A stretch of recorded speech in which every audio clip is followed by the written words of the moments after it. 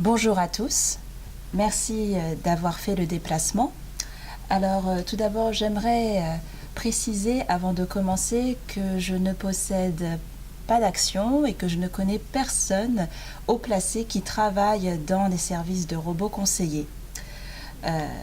Ce que vous allez voir dans cette présentation sont à titre d'information et représentent les résultats de mes recherches. Alors, quand je dis investissement, on pense à plein de choses. On pense à capital, rendement, gestion, patrimoine, finance, beaucoup de choses qui peuvent nous rendre un petit peu qui peuvent nous causer un petit peu de panique. Mais pas de souci, on va voir ensemble les bases, vraiment les bases de l'investissement avec un focus sur les robots conseillers. Alors, au Canada, tout d'abord, si on veut investir, il faut ouvrir soit un compte non enregistré et ou un compte enregistré. Je vais commencer par expliquer en quoi consiste un compte enregistré. Un compte enregistré est un compte bancaire qui a des critères bien spécifiques qui ont été établis par le gouvernement fédéral et peut-être provincial, mais je ne suis pas sûre. Donc, parmi les comptes enregistrés les plus connus, on a le REER, je ne sais pas si ça se prononce comme ça, c'est le régime enregistré d'épargne retraite, et le CELI, le compte épargne libre d'impôt. Il existe d'autres types de comptes enregistrés, mais je vous laisserai faire plus de recherches à ce sujet. Et donc, tout ce qui n'est pas un compte enregistré s'appelle compte non enregistré. Il existe 4 types d'actifs dans lesquels vous pouvez investir. Il y a les obligations, les actions, les fonds négociés en bourse, ou encore appelés FNB, et les fonds communs de placement, FCP. Je ne vais pas m'attarder sur les détails aujourd'hui parce que je sais qu'on est en fin de journée et aussi que je n'ai pas beaucoup de temps. Mais peut-être ce sera pour la prochaine fois. Donc, en gros, si vous avez un compte enregistré et ou un compte non enregistré et que vous investissez dans un ou plusieurs de ces types d'investissements, jackpot! Bon, alors maintenant, vous allez me dire, c'est bien joli tout ça, mais et c'est comment on s'y prend? Enfin, c'est toujours pas clair. Oui, c'est vrai. Voici par où on commence. Il y a quelques années, notamment au Canada, il y avait 2 options qui s'offraient à nous. Soit on pouvait plutôt passer par un conseiller financier. Alors maintenant, je vois déjà certains d'entre vous qui vont dire « Mais conseiller financier, c'est pas pour les gens qui ont déjà un très grand patrimoine ?» Oui. Ou encore d'autres qui vont dire, parce que j'ai des amis dans ce cas-là, qui ont utilisé les services d'un conseiller financier et qui malheureusement ont perdu beaucoup d'argent puisque le conseiller financier a pris de mauvaises décisions et était plus intéressé par sa commission que par le rendement du portefeuille de mes amis. Donc, si on ne veut pas passer par un conseiller financier, on peut effectuer des placements en direct ou encore appelés placements autogérés, c'est-à-dire que l'on fait des investissements par soi-même. Alors, comme vous pouvez le constater, on a un peu des options qui sont à l'opposé l'une de l'autre. C'est soit on délègue l'investissement à 100% à une troisième partie, et ça revient assez cher, ou bien on ne délègue rien et c'est nous qui nous chargeons de notre propre investissement. Mais cela demande beaucoup de temps pour pouvoir apprendre les bases et ensuite connaître les détails concernant les investissements. Y aurait-il une option juste au milieu ou qui serait à mi-chemin entre investir par soi-même et avoir les conseils d'un professionnel? Eh bien oui, cette option existe. Il s'agit de robots conseillers. Des robots conseillers offrent de s'occuper de vos investissements à un coût moindre. Alors maintenant, nous allons donc entrer dans le vif du sujet de cette présentation, les robots conseillers. Premièrement, qu'est-ce qu'un robot conseiller? Alors, dans le nom, il y a robot, donc on pense tout de suite, ah, c'est un robot? Eh bien non. D'ailleurs, je ne sais pas pourquoi ils appellent robot conseiller quand il n'y a pas vraiment de robot. En fait, les robots conseillers sont des algorithmes qui sont créés par des humains. Ces algorithmes sont là pour apprendre les tendances du marché, voir comment les différentes transactions se sont faites, apprendre les bonnes pratiques afin de pouvoir les appliquer dans votre portefeuille. Comment fonctionne un robot conseiller? Alors, la plupart des services de robots conseillers suivent la théorie moderne du portefeuille. Il s'agit d'une théorie qui a été inventée par le prix Nobel Harry Markowitz.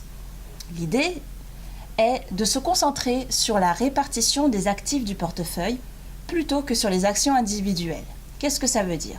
Cela veut dire qu'il faut bien faire attention à avoir des investissements dans plusieurs secteurs, dans plusieurs régions du monde, plusieurs types d'investissements. Le but est de diversifier son portefeuille le plus possible pour réduire le risque. Au cas où le marché ne se porte pas très bien dans un endroit ou dans un secteur, ce n'est pas grave. Vous savez que vous avez d'autres investissements ailleurs, dans des secteurs ou dans des régions où le marché se porte mieux. Autre point fort des robots conseillers, c'est le rééquilibrage automatique de votre portefeuille en fonction de vos objectifs et de votre profil. Lorsque vous mettez en place votre compte auprès d'un service de robot conseiller, il y a un questionnaire à remplir. Ce questionnaire sert à évaluer votre tolérance au risque. C'est-à-dire, est-ce que vous voulez avoir des investissements dans des industries dites par exemple à haut risque? Par cela, on entend placer des investissements où les gains peuvent être élevés, mais les pertes peuvent également être élevées. Donc c'est à vous de voir. Et dernier point, les services de robots conseillers ont des accords avec des banques. Donc soit cela vous amène à ouvrir un compte dans une banque, ou alors les services des robots conseillers vont avoir accès à votre compte bancaire existant. Alors d'où viennent les robots conseillers? L'ancêtre des robots conseillers n'est autre que le logiciel de gestion de patrimoine qui, jusqu'à maintenant, était utilisé exclusivement par les conseillers financiers. L'utilisation de logiciels de gestion de patrimoine est devenue populaire aux États-Unis après le succès de Mint. Peut-être que ce nom vous dit quelque chose. Il s'agit d'un service de gestion financière personnelle et Mint a été racheté par Intuit. Donc TurboTax, pour ceux qui déclarent leurs impôts au Canada, voilà, TurboTax c'est Intuit aussi. Et donc le premier robot conseiller a été créé en 2008. Alors, maintenant, nous allons parler des avantages des robots conseillers. Tout d'abord, les robots conseillers permettent d'aider à la démocratisation des services de conseillers financiers. Comme je vous l'avais dit au début, avant, il n'y avait que deux options. Soit on passait par un conseiller financier, ce qui était assez cher, ou alors on faisait tout par soi-même, ce qui demandait beaucoup de temps. Maintenant, on peut avoir accès à un service financier à un coût abordable. D'après ce que j'ai vu, certains robots financiers demandent de payer un prix fixe par mois en fonction de la valeur de votre portefeuille, ou alors vous devez payer un pourcentage, en général 0,4% ou bien 0,5% de la valeur de votre portefeuille. Ensuite, lorsque vous utilisez des robots conseillers, il n'y a pas de montant minimum requis à investir. Et de plus, vous n'avez pas forcément besoin de vous y connaître en finance de marché. Autre avantage des robots conseillers, eh bien, ils sont très pratiques. En effet, vous pouvez accéder à votre portefeuille en ligne 24 heures sur 24, 7 jours sur 7. Vous pouvez également, si vous le souhaitez, parler à un conseiller financier pour obtenir des conseils basiques ou des recommandations basiques. Et vous pouvez interagir avec ce conseiller par téléphone, par Skype ou bien tout simplement par courriel. En tout cas, vous n'avez pas besoin de vous déplacer où que ce soit pour rencontrer le conseiller financier. Autre avantage des robots conseillers, un robot conseiller est plus... Donc comme je l'ai dit, ce sont des algorithmes.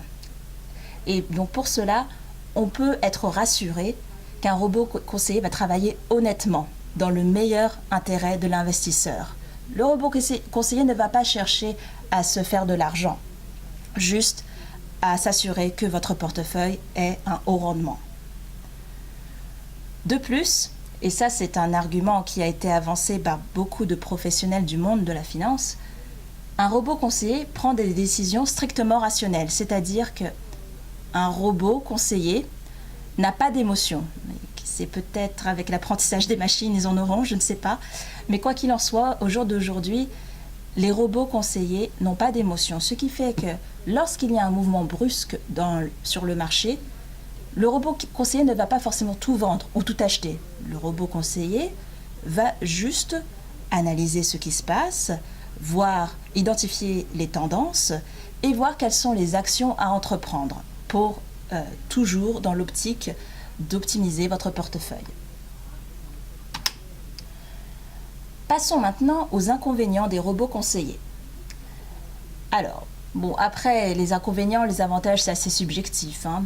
Donc, pour commencer avec les inconvénients, eh bien, les robots conseillers favorisent la gestion passive, c'est-à-dire qu'on délègue tout aux machines, enfin plutôt aux algorithmes, et donc on n'a pas forcément besoin de s'y connaître en finance. Ensuite, ça après une fois de plus c'est assez subjectif, il y a moins d'interaction avec un conseiller. Ça peut paraître assez problématique pour certaines personnes, mais certainement pour les plus jeunes générations qui sont habituées aux interactions en ligne, cela ne présente pas beaucoup de problèmes. Ensuite, la plupart des robots conseillers n'offrent pas de service de planification financière. Qu'est-ce que j'entends par là ? Eh bien, les robots conseillers ne permettent pas d'aider à planifier le financement de sa retraite, ni la planification fiscale, ni la planification successorale. Alors apparemment, il y a certains robots conseillers qui se sont tout juste lancés dans ce type de service. Donc ça vient tout juste de commencer pour certains, mais d'autres n'en sont qu'à la gestion d'actifs. Voici un aperçu du marché des robots conseillers dans le monde.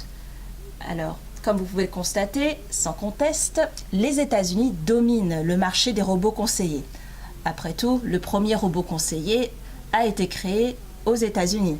Donc cela n'est pas trop surprenant. On voit également qu'il y a pour le Canada Wealthsimple, qui est l'acteur principal du marché canadien des robots conseillers. Et d'après Business Intelligence, on prédit que le marché des robots conseillers va gérer à peu près 1 billion de dollars d'ici 2020, puis 4,6 billions de dollars d'ici 2002.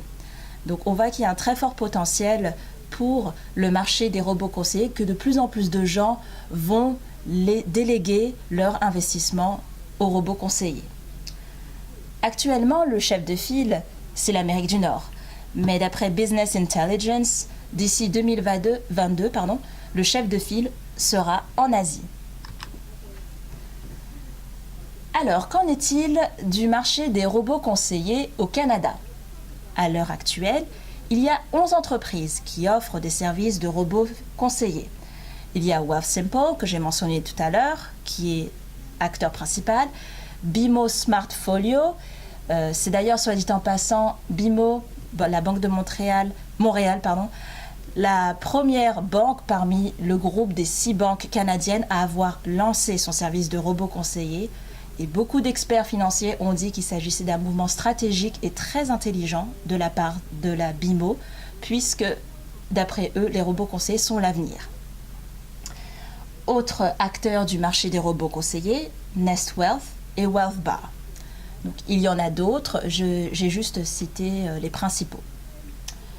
Alors maintenant, j'ai essayé vraiment de chercher des statistiques, mais ça a été assez compliqué et il s'avère que les robots conseillers sont assez assez discrets concernant leur performance. Et donc, les seuls chiffres que j'ai pu trouver sont ceux de Wealthsimple. Donc, on voit qu'en 2015, ils géraient 400 millions de dollars d'actifs. Et en 2017, ce chiffre était déjà passé à 1 milliard de dollars. Donc, c'est-à-dire qu'en 2 ans, Wealthsimple a augmenté sa capacité, ou pas vraiment augmenté sa capacité, mais plutôt à gérer presque près du double des actifs. Pour ma part, je pense qu'il y a beaucoup d'opportunités à saisir de la part des banques ainsi que des services traditionnels de gestion de patrimoine et de conseillers financiers. En effet,